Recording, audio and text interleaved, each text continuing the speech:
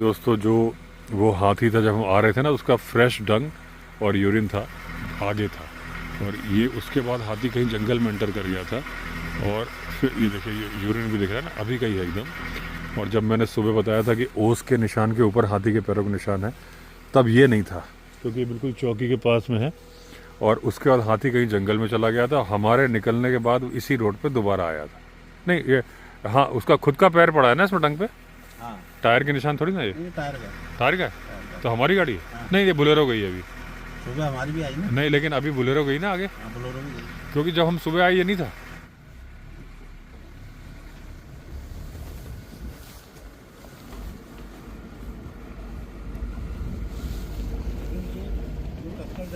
हाँ, सुबह का ही है, वो वहाँ तक आ रखा है आगे। वहाँ से आ रखा है ना।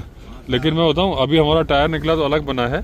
ये अभी आप देखना एक जगह और मिलेगा, सब क्लियर हो जाएगा। ये देखो टस्कर के निशान पूरे दिख रहे हैं ना उसके ऊपर।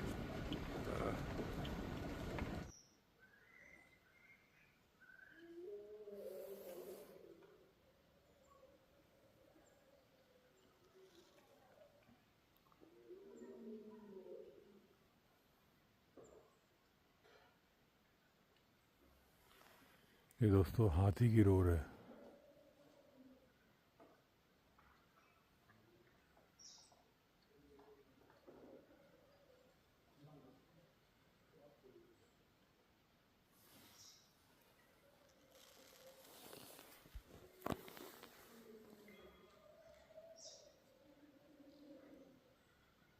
ये हिमांशु जी हैं, मोरगट्टी में खाना बनाते हैं, बहुत बढ़िया खाना खिलाया इन्होंने। अब हम लोग निकल रहे हैं हल्दू पड़ाव की तरफ। ये दोस्तों इंटर करते साथ ही मेल फीमेल कलीज फीजेंट मिले, ब्रेड जंगल फ्लावर है पीछे देखिए, ये है। और ये फीमेल है इनकी, ये जा रहा है, ये भी फीमेल है। ये और ये आगे वाला जो है ना, बड़ा सुंदर होता है। इसके सिर पे एक कलगी होती है, ये देखिए कलगी है वाइट कलर की। और इसका चेहरा इधर नहीं कर रहा है,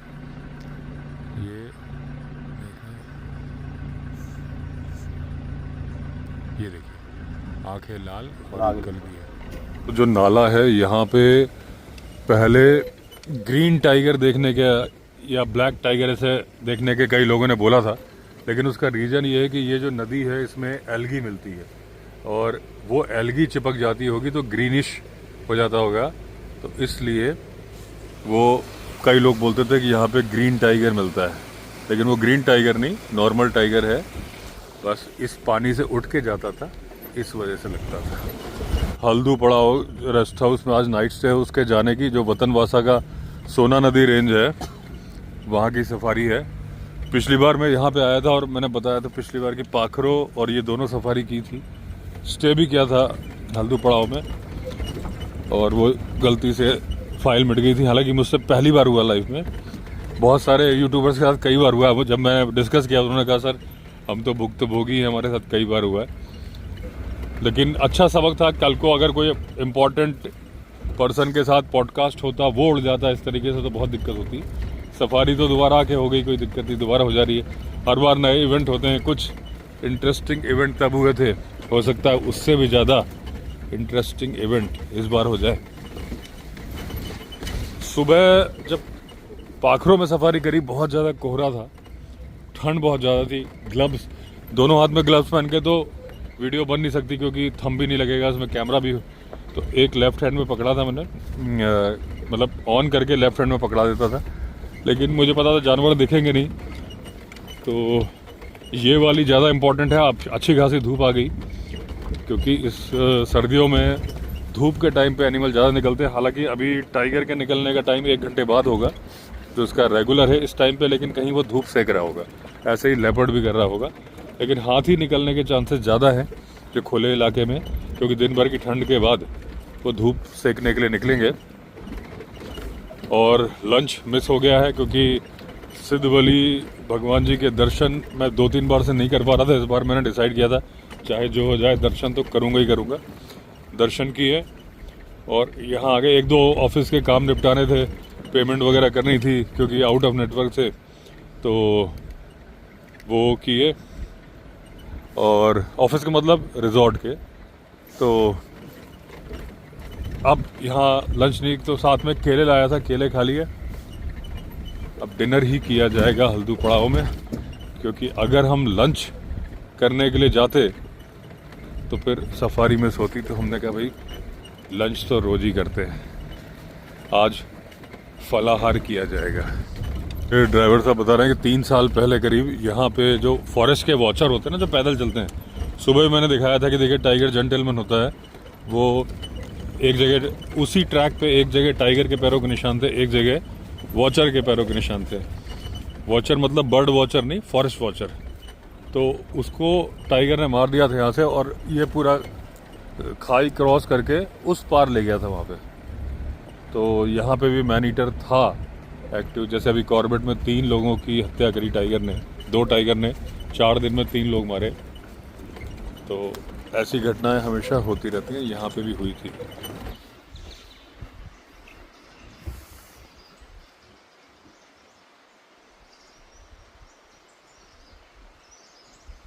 ये स्पॉटेड डियर खड़ा है सामने, मुझे लगा क्या वही सिर हिल रहा है, क्योंकि ये इलाका है लाल बाग, टाइगर के लिए फेमस है, टाइगर साइटिंग के लिए।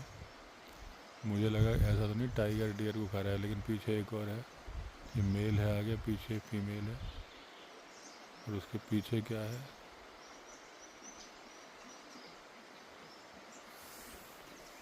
उसके पीछे भी डियर ही होगा।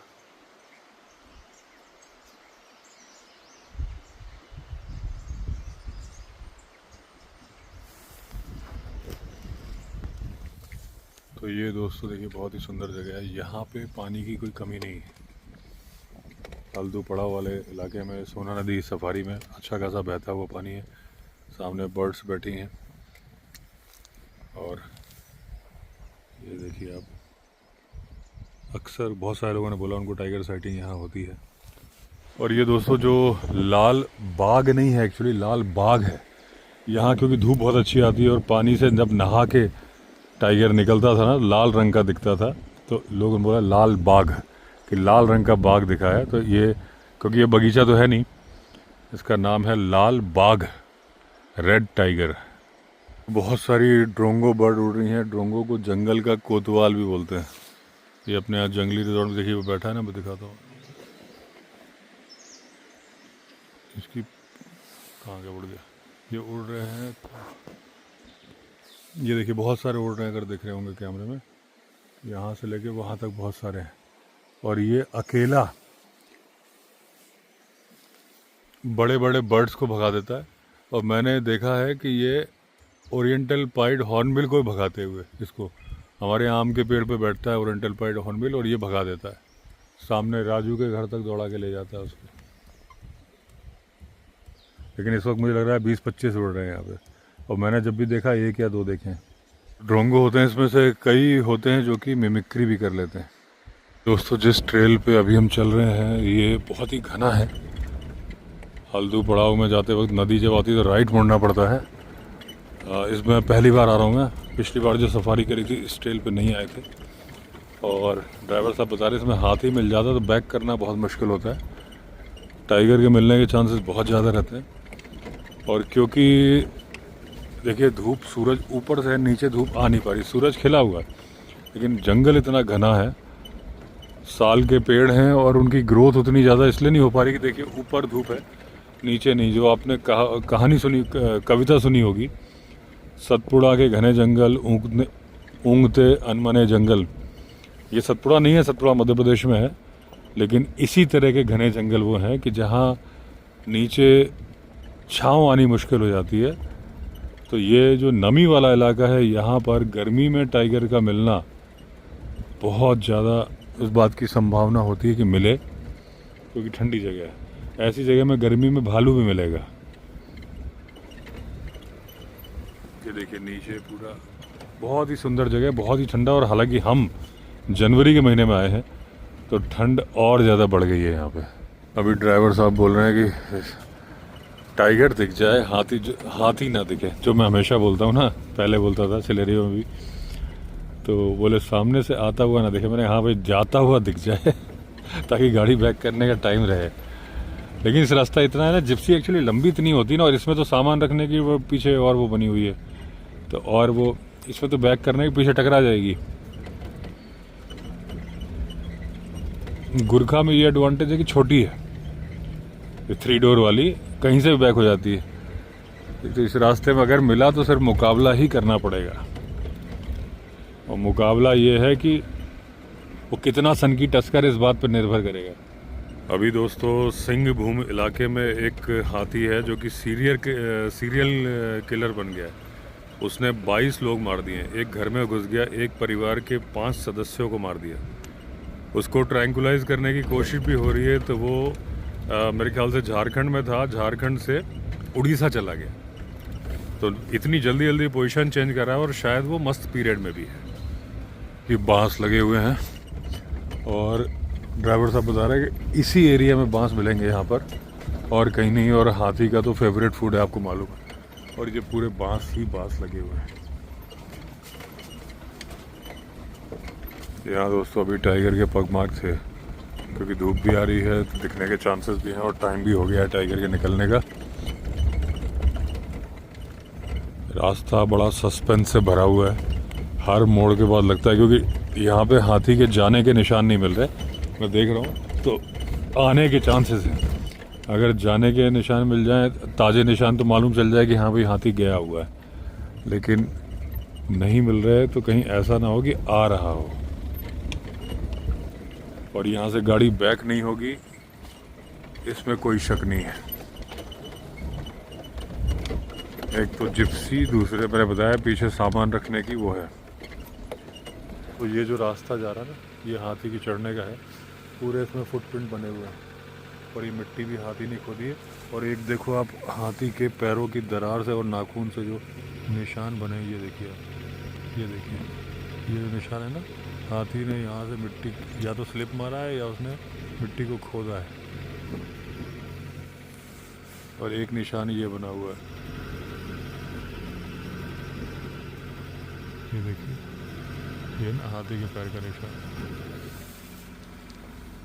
ये डंग पड़ा हुआ है, लेकिन ये पुराना है, आज का नहीं है।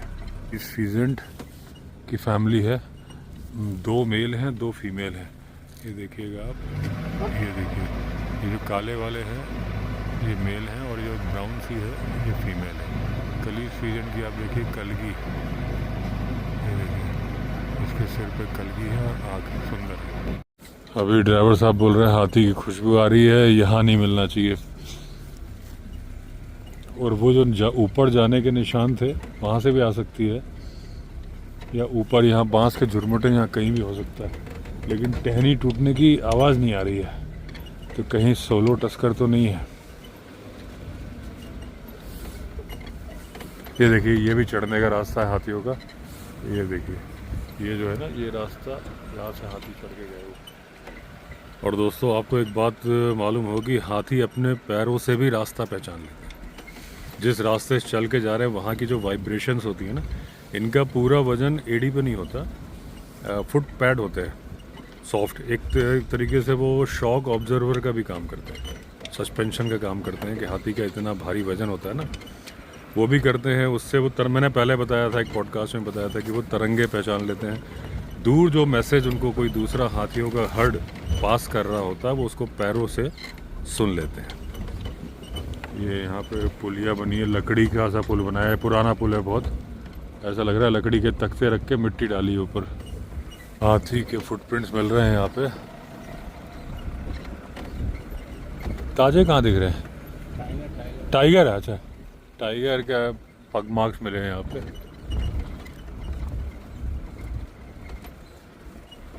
बड़ी सुंदर लोकेशन है ये, पहाड़ी से उतर रहे हैं, नीचे नदी है। टाइगर स्पॉट हुआ ना, जो वीडियो दिखाई मैंने थोड़ी सी आपको, हाँ, वो वहाँ से चल के आया, फिर बताऊंगा। यहाँ पे हमने देखा, अच्छा, हम फिर नीचे चले गए। अच्छा, नीचे गाड़ी जाने का रास्ता है? हाँ, ऐसे जाएंगे ना, बंगला ऐसे जाना हमने। अच्छा अच्छा, ये हाँ, नहीं ये तो पत्ते के बगल में, ये पत्ते के बगल में ये नहीं दिख रहा, ये काला पत्ता, ये हरा पत्ता और काले पत्ते के बीच में है? हाँ, नहीं टाइगर। क्या है वो? पता नहीं क्या निशान, टाइगर का है। टाइगर का है, क्योंकि रेत है, इसलिए नाखून का निशान आ गया। नाखून के निशान वैसे नहीं आते ना। ये देखिए, ये जो है ये देखिए दोस्तों, टाइगर के वैसे नाखून नहीं आते, लेकिन क्योंकि रेत है तो आ जाते हैं। बड़ा है क्योंकि ये हाइना वगैरह तो यहाँ है नहीं। नहीं नहीं हाँ नहीं। हाँ, तो हाइना के भी निशान आते हैं, तो हाइना तो हमारी तरफ है।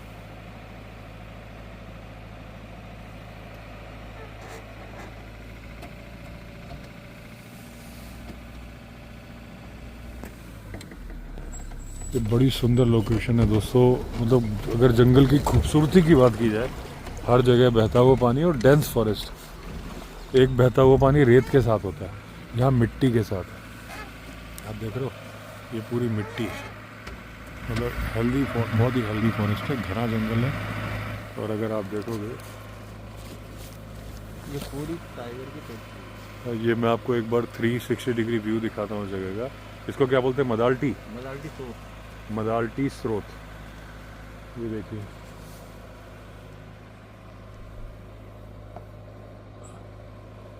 जंगल की खूबसूरती देखनी है तो आप हल्दू पड़ाव आओ। कॉर्बेट टाइगर रिजर्व का ही हिस्सा है कालागढ़ टाइगर रिजर्व, और यहाँ की बुकिंग आप कर सकते हो गवर्नमेंट की जो ऑफिशियल वेबसाइट है उससे। कॉर्बेट टाइगर रिजर्व के फॉरेस्ट रेस्ट हाउस जहाँ से बुक होते हैं वहीं से। रास्ता दोस्तों जो राइट में जा रहा है ये पाखरों की तरफ जाता है, और हम जा रहे हैं हल्दू पड़ाव फॉरेस्ट रेस्ट हाउस, वो इस डायरेक्शन में। और ये पीछे है मदालटी स्रोत।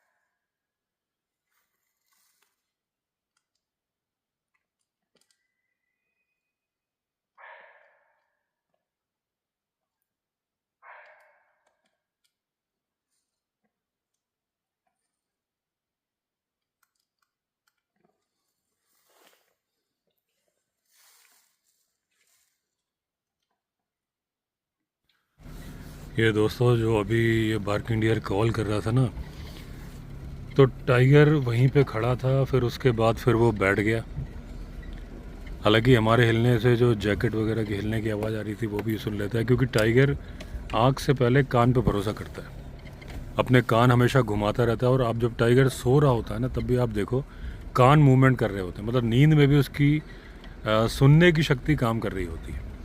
पहले वो कान घुमाता, देखता आवाज़ कहाँ से आई, फिर मुड़ के देखता है। तो जो आप देख रहे हो, मान लीजिए वेट कर रहे हो, टाइगर पहले ही फील कर लेता है आपके हिलने के अंदाज से कि ये जंगल की साउंड नहीं है, कोई डिफरेंट साउंड है।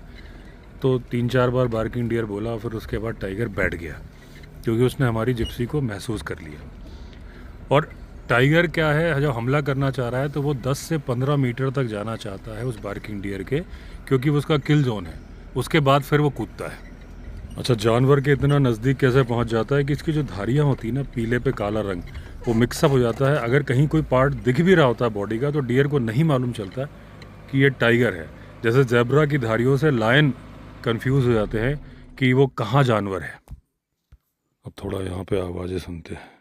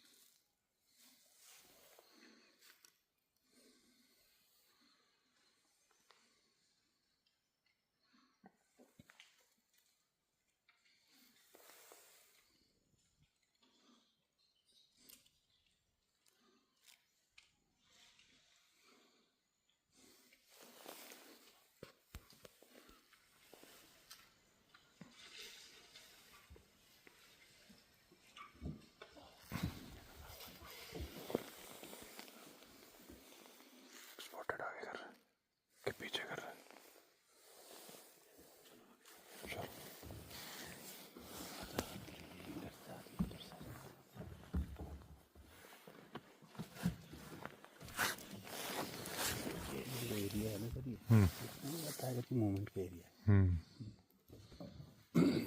आपको इसमें हम सुबह आएंगे तो हमें यहाँ पे पग मार्क नजर आ जाएंगे सुबह। अभी बने हुए सामने क्या पता लड़ रहा है बच्चे ये तो रिसेस मकाओ का लंगूर नहीं है।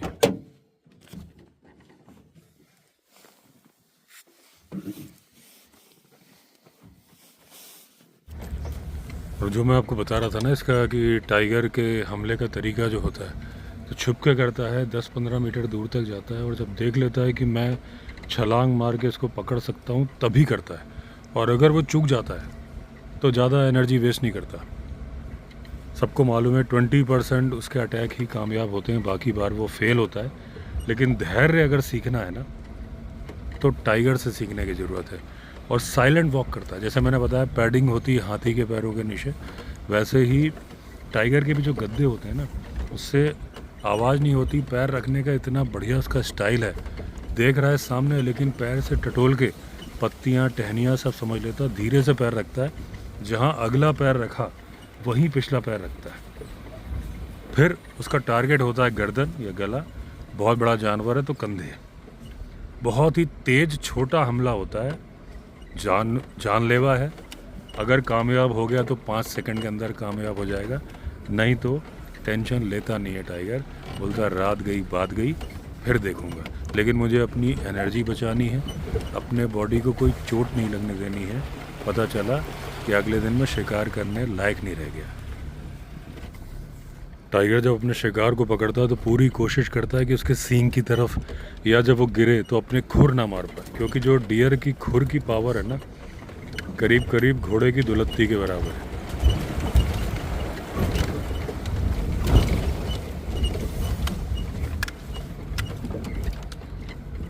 अच्छा वैसे तो क्या है ना कि टाइगर की मीटिंग का टाइम पूरे साल रहता है, लेकिन विंटर्स में मीटिंग ज़्यादा होती है और अभी वही टाइम चल रहा है। तो अभी अगर टाइगर शिकार करेगा और उसकी मेट उसके साथ है तो कुछ एक्स्ट्रा कॉशियस हो जाता है। जैसे वो अंदाज़ा लगाता है कि 15 से 20 मीटर दूर है, मुझे जंप करना है। लेकिन मान लीजिए कोई आपको जज कर रहा हो, कोई देख रहा हो, कोई टूर्नामेंट में आप हिस्सा ले रहे हो, तो वैसे ही टाइगर बिहेव करता है, क्योंकि उसे लगता है अगर मैंने मिस कर दिया तो जो मेरा 20% वाला रेशियो है अभी मामला ख़राब हो जाएगा। तो वो पूरा अंदाज़ा एकदम परफेक्ट लगाता है। फिर छोटे शिकार नहीं बड़े शिकार करता है उसको इम्प्रेस करने के लिए। टाइगरेस भी ये सब कुछ जज कर रही होती है। तो जब किल कर लेगा तो सबसे पहले टाइगर खाएगा। टाइगरेस को नहीं खाने देता, अपना मेल डोमिनेंस दिखाता है वो।